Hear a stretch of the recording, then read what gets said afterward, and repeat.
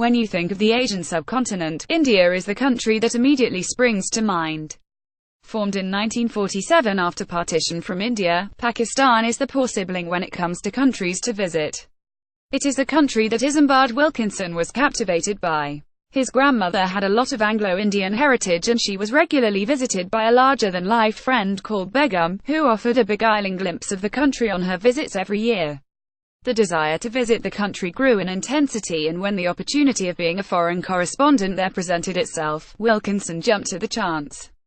His delicate health was one factor that could hold him back, but he wasn't going to miss the chance. Paganism flourished beneath the thin veneer of Islam.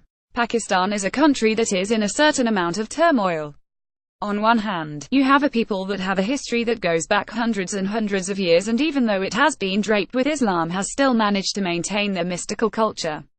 The modern-day country is currently suffering pressures from extremism and religious violence, with a never-ending tirade of bombs, coups, polo assassinations and ethnic violence. It is something that Wilkinson is acutely aware of as he begins his stint as a reporter in the country, but first, he had to go and see Begum. His route around the country would take him from the Punjab up into the mountains to the saints and slaves of Sindh and to the very edge of Afghanistan and the infamous Khyber Pass. He meets with feudal overlords and saints, prostitutes and chieftains and petty officials, as well as using his knowledge of the country to get to the very heart of the story.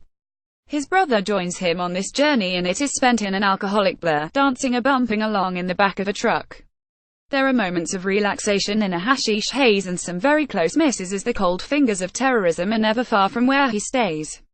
My notes from the festival, made partly illegible by the sweat of the dance, to this day smell of perfumed water and petals.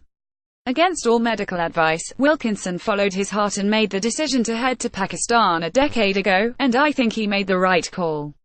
A lot of travel writers are there to observe and pass through as a fly on the wall, but he wants to participate, share drinks, mix with people from all levels of society, and immerse himself in the country, and that is what makes this book quite special. He is not afraid to join in with the celebrations and criticize when appropriate, something that gets him in trouble occasionally.